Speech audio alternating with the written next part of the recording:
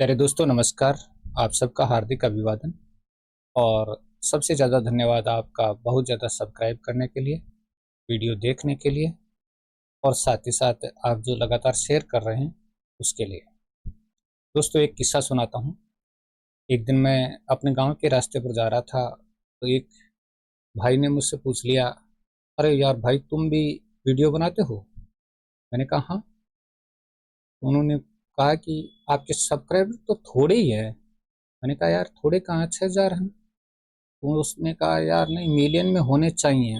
मैंने कहा भैया मेरे सब्सक्राइबर जो हैं वो मेरे भाई हैं, मेरी बहनें हैं, मेरे हिंदी साहित्य के प्रबुद्ध साथी हैं। वो सब्सक्राइबर मात्र नहीं है, वो हिंदी साहित्य के जानकार हैं, हिंदी साहित्य के विशेषज्ञ हैं और हिंदी साहित्य पर खुलकर चर्चा करने वाले साथी लोग हैं। वो सिर्फ सब्सक्राइबर मत मानिएगा उनको, वो विषय विशेष के ज्ञाता भी हैं, तैयारी भी करते हैं, सर्विसमैन भी हैं और अपने जो भी विषय है उस पर अच्छी पकड़ भी रखते हैं। हाँ, ये एक हिंदी साहित्य का डिस्कस का एक मंच है जिस पर हम सभी साथी जुड़े हुए हैं। कुछ अंश में वो मुझसे ज़्यादा जानते हैं, कुछ अंश में मैं उनसे थोड़ा ज़्यादा जानता हूँ। फर्क सिर्फ इतना ही है। तो उसने कहा फिर भी यार मिलियन में होने चाहिए। मैंने कहा यार छोड़ो ना। हाँ, तो उसने कहा मैं सब्सक्राइब कर लेता हूँ। मैंने कहा यार भाई रहने दे, क्योंकि तेरा और हिंदी का कोई वास्ता ही नहीं है, तू हिंदी पढ़ता ही नहीं है, तो तू सब्सक्राइब क्यों करेगा। और ये सच भी है दोस्तों।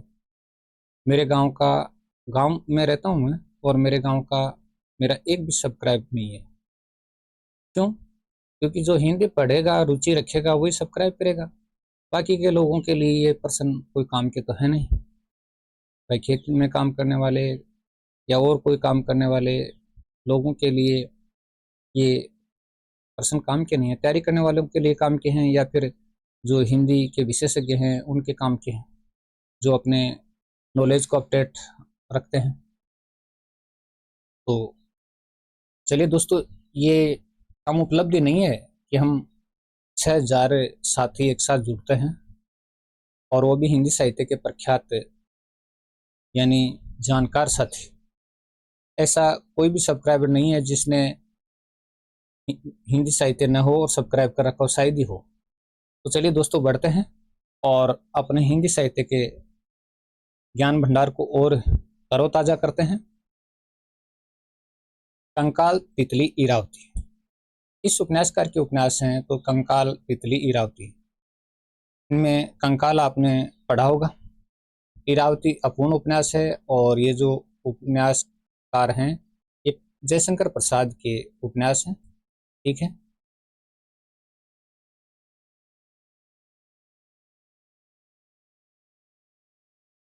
झरना, आंसू, लहर, कामायनी, प्रेम पथिक काव्य। तो ये छायावाद का प्रमुख काव्य है कामायनी। झरना छायावाद का पहला काव्य, और छायावाद का मैनिफेस्टो कहा जाता है पल्लव को। आंसू है वो एक तरह का वीरय गीत है। और प्रेम पथिक जो है उसके बारे में आप जानते होंगे कि ये यानी दोबारा संस्करण के रूप में छपा हुआ है। संग्रहों के कवि का नाम बताइए, तो ये कवि हैं जयशंकर प्रसाद। जयशंकर प्रसाद की रचना है। एक दोस्तों आप में से सीईटी की तैयारी कौन कर रहा है, उनके लिए व्याकरण की मदद हो सकती है। अगर राजस्थान में जो सीईटी की एग्जाम आ रही है और उनमें से आप में से कोई तैयारी करता है तो कमेंट जरूर कर देना। व्याकरण के रूप में आपको कुछ सहायता करवाई जा सकती है। व्याकरण अच्छी पकड़ है और वो आपको काम आएगी। अंधी गली, मुखड़ा बदल गया, चरवाहे किस एकांकी कार के एकांकी हैं। अंधी गली, मुखड़ा बदल गया, चरवाहे किस एकांकी कार के एकांकी संग्रह हैं। तो दोस्तों ये उपेंद्र नाथ अशक के एकांकी संग्रह हैं। अगला है लौटता हुआ दिन। लौटता हुआ दिन, बड़े खिलाड़ी, जय पराजय और स्वर्ग गए। लौटता हुआ दिन, बड़े खिलाड़ी, जय पराजय, स्वर्ग गए की झलक भंवर किस नाटककार के नाटक है? तो ये उपेंद्र नाथ अशोक के नाटक हैं। नेक्स्ट, गिरती दीवारें, शहर में घूमता आईना, गरम राख, सितारों के खेल। गिरती दीवारें, शहर में घूमता आईना, गरम राख, सितारों के खेल किस उपन्यासकार के उपन्यास हैं? कौन से उपन्यासकार के उपन्यास हैं? याद आ गया होगा कौन से उपन्यासकार के उपन्यास हैं? देखो देखें। अरे भाई, दिमाग पर जोर डालोगे तो अपने आप ये आ जाएगा। उपेंद्र नाथ अशोक के हैं। उपेंद्र नाथ अशोक की रचनाएं तो लगभग आपने पढ़ ली। 17 श्रेष्ठ कहानियां, 17 श्रेष्ठ कहानियां, जुदाई की शाम के गीत, 17 श्रेष्ठ कहानियां, जुदाई की शाम के गीत, काले सांप, पिंजरा किस कहानीकार के कहानी संग्रह? तो ये उपेंद्र नाथ अशोक के कहानी संग्रह हैं।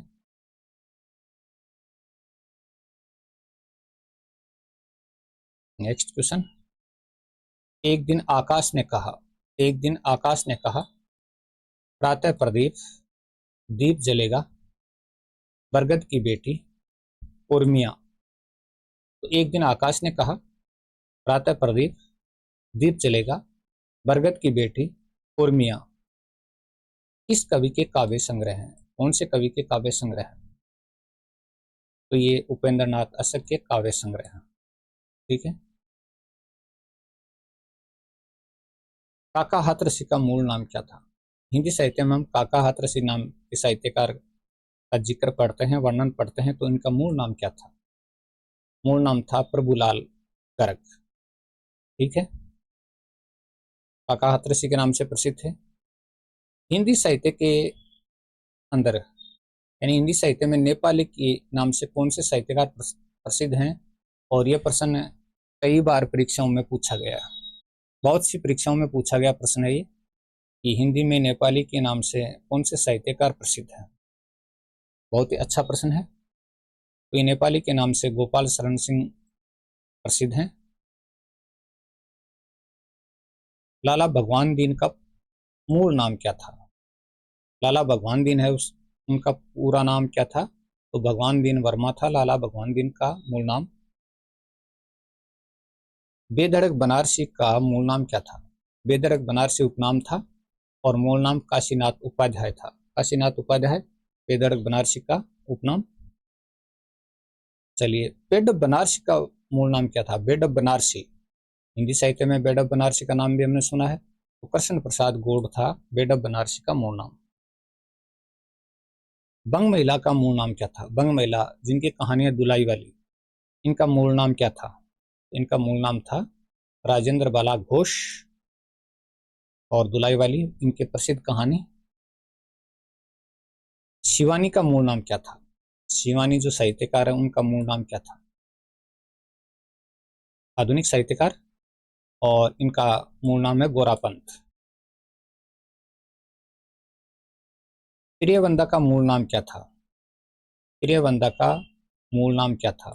प्रियवंदा, उषा सक्सेना मूल नाम था। उषा प्रियवंदा जो हम पढ़ते हैं, इनका मूल नाम उषा सक्सेना था।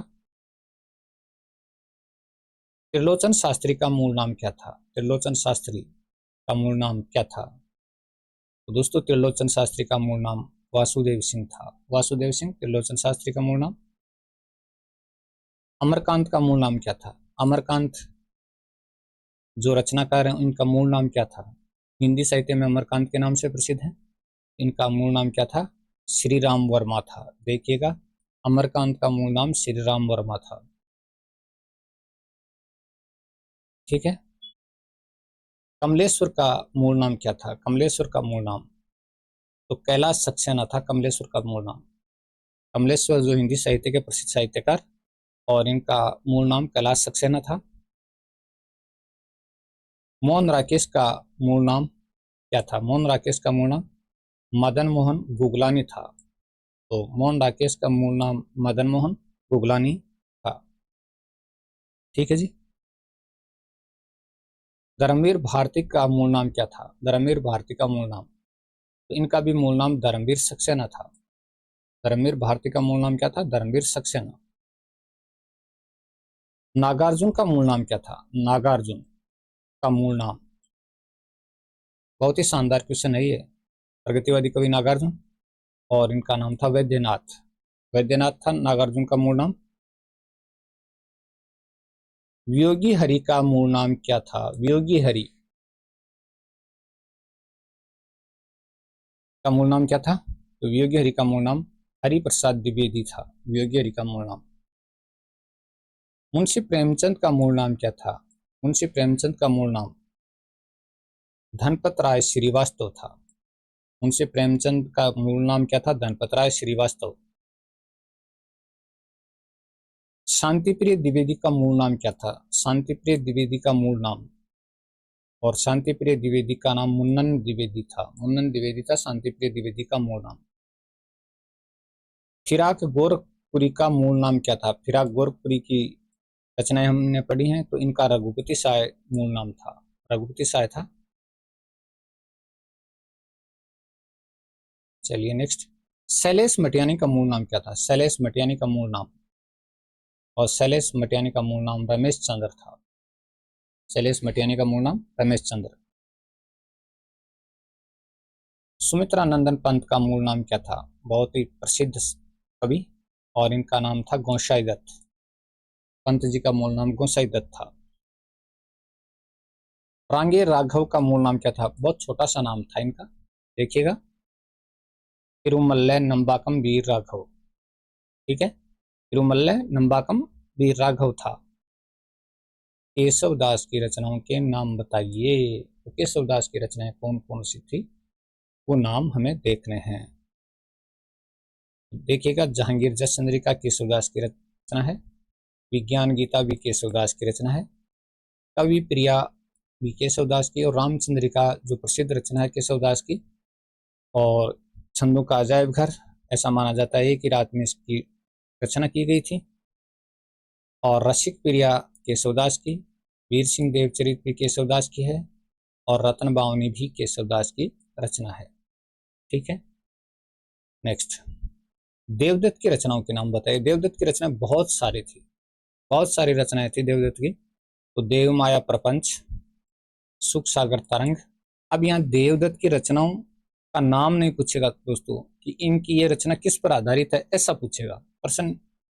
नाम सीधा नहीं पूछेगा कि देव की रचनाएं कौन सी हैं, तो सीधा नहीं पूछ करके ये पूछेगा कि देव की ये जो रचना है वो किस पर आधारित है। देव माया प्रपंच, सुख सागर तरंग, शब्द रसायन, देव शतक, राग रत्नाकर, रस विलास, और अष्टयाम।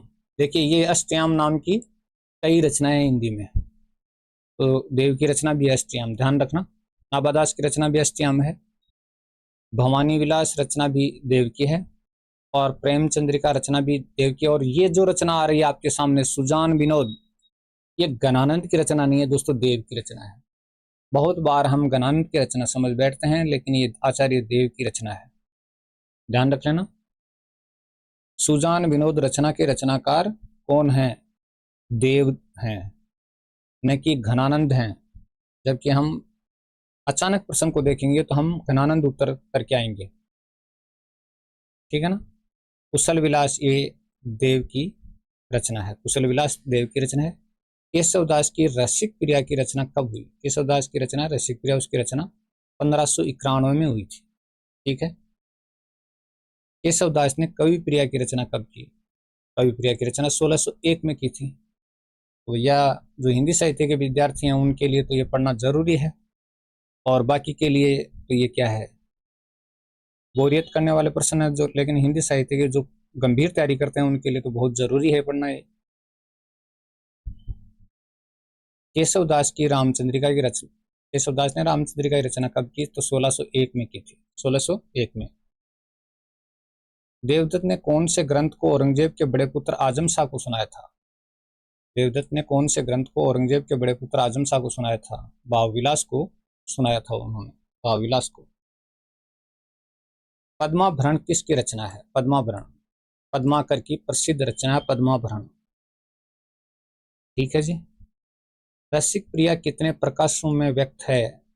रसिक प्रिया है वो कितने प्रकाशों में व्यक्त है? प्रकाश का मतलब अध्याय एक तरह से, तो भाई ये 16 प्रकाशों में व्यक्त है, 16 अध्याय हैं एक तरह से। देवदत्त सॉरी केशवदास ने कवि प्रिया की रचना क्यों की? केशवदास ने कवि प्रिया की रचना की, इसका कारण क्या था? तो राजनर्तकी राय प्रवीण को शिक्षा देने के लिए उन्होंने ये रचना लिखी थी, राजनर्तकी राय प्रवीण को शिक्षा देने के लिए। देवदत्त कहाँ के रहने वाले थे? देवदत्त इटावा के रहने वाले थे। तो देवदत्त कहाँ के रहने वाले थे? इटावा के रहने वाले थे। देवदत्त की कृष्ण के जीवन पर आधारित रचना का नाम बताइए। देवदत्त की कृष्ण के जीवन पर आधारित रचना कौन सी है? यह प्रश्न पूछा गया परीक्षा में, यह प्रश्न परीक्षा में पूछा गया है, तो वो है देवचरित्र। ठीक है ना। किस कवि की पालकी में स्वयं महाराजा छत्रसाल ने अपना कंधा लगाया था? कौन से कवि की पालकी में स्वयं महाराजा छत्रसाल ने अपना कंधा लगाया था? तो वो लगाया था भूषण की पालकी में लगाया था महाराजा छत्रसाल ने अपना कंधा। भूषण को भूषण की उपाधि किसने दी? भूषण को भूषण की उपाधि देने वाले कौन थे? तो ये थे रुद्रसाद सोलंकी ने भूषण को भूषण की उपाधि दी थी। छंद प्रकाश किसका ग्रंथ है? छंद प्रकाश भिखारी दास का ग्रंथ है। किनका ग्रंथ है? भिखारी दास का। छंद प्रकाश किनका ग्रंथ है? भिखारी दास का। रामचंद्राभरण किसकी रचना है? रामचंद्राभरण किसकी रचना है? तो दोस्तों ये गोप नामक कवि की रचना है, रामचंद्राभरण गोप नामक कवि की। देवदत्त के प्रेम की महानता का वर्णन करने वाला ग्रंथ कौन सा है? यानी देवदत्त का प्रेम का और प्रेम की महानता का वर्णन करने वाला ग्रंथ कौन सा है? यानी प्रेम का वर्णन करने वाला और प्रेम की महानता का वर्णन करने वाला ग्रंथ कौन सा है? वो है प्रेम तरंग। ठीक है। देवदत्त के उस ग्रंथ का नाम बताइए जिसमें आध्यात्मिकता को विषय बनाया गया है। तो देवदत्त का वह कौन सा ग्रंथ है जिसमें आध्यात्मिकता को विषय बनाया गया? वो है देव शतक। ठीक है जी, देव शतक है। देव ने जाति विलास नामक ग्रंथ में किसका वर्णन किया है? देव ने जाति विलास नामक ग्रंथ है उसमें किसका वर्णन किया है? तो अलग अलग जगहों की विभिन्न जातियों की महिलाओं का वर्णन किया है। ठीक है। पद्माकर के अलंकार ग्रंथ का नाम बताइए। पद्माकर का अलंकार ग्रंथ कौन सा है? ऐसा प्रश्न पूछा गया है, पिछले जो भर्तियां हुई हैं उनमें ऐसा प्रश्न पूछा गया है, तो ये पद्माभरण है। केशवदास ने जहांगीर जस चंद्रिका की रचना कब की? 1612 में की थी, 1612 में। कवि कल्पद्रुम किसकी रचना है? कवि कल्पद्रुम किसकी रचना है? तो ये द्विजदेव की रचना है, कवि कल्पद्रुम। इनकी द्विजदेव की। प्रीति पावस किसकी रचना है? प्रीति पावस कौन से कवि की रचना है? तो दोस्तों ये घनानंद की रचना है, प्रीति पावस। किनकी? घनानंद की। देवदत्त के संगीत विषयक ग्रंथ का नाम बताइए। संगीत विषयक ग्रंथ का नाम तो राग रत्नाकर है। संगीत विषय से संबंधित ग्रंथ कौन सा है? राग रत्नाकर। अलंकार पंचाशिका किसकी रचना है? अलंकार पंचाशिका रचना है और वो किसकी रचना है? तो दोस्तों ये मतीराम की रचना है, अलंकार पंचाशिका। किनकी? मतीराम की। काव्य प्रकाश किसकी रचना है? काव्य प्रकाश रचना के रचनाकार कौन है? चिंतामणि की रचना है काव्य प्रकाश। किनकी? चिंतामणि की। केशवदास ने वीर सिंह देवचरित की रचना कब की? वीर सिंह देवचरित की रचना 1607 में की थी। वीर सिंह देवचरित की रचना 1607 में। भवानी दत्त वैश्य के नाम से लिखे गए देवदत्त के ग्रंथ का नाम बताइए। भवानी दत्त वैश्य के नाम से लिखे गए देवदत्त के ग्रंथ का नाम बताइए। वह है भवानी विलास। देवदत्त के रस व नायिका भेद को आधार बनाकर लिखे गए ग्रंथ का नाम बताइए। देवदत्त के रस व नायिका भेद को आधार बनाकर लिखे गए ग्रंथ का नाम बताइए। तो वह है सुख सागर तरंग। रस और नायिका भेद को आधार बनाकर लिखा गया ग्रंथ है ये। सुजान हित प्रबंध किसकी रचना है? तो घनानंद की रचना है सुजान हित प्रबंध, और सुजान विनोद है देव की। तो घनानंद की रचना है सुजान हित प्रबंध। वियोग वेली किसकी रचना है? वियोग वेली रचना के रचनाकार कौन है? तो वियोग वेली रचना के रचनाकार घनानंद है। घनानंद की रचना है वियोग वेली। तो दोस्तों, आज का वीडियो आपको कैसा लगा? अच्छा लगा तो जो भी आपकी इच्छा हो, लाइक, शेयर, सब्सक्राइब, कमेंट वगैरह वगैरह जो भी आपके ध्यान में है वो कीजिए। बहुत बहुत धन्यवाद। लेकिन देखिए, तैयारी कीजिए, मस्त रहिए, बिंदास रहिए और हंसमुख बने रहिए।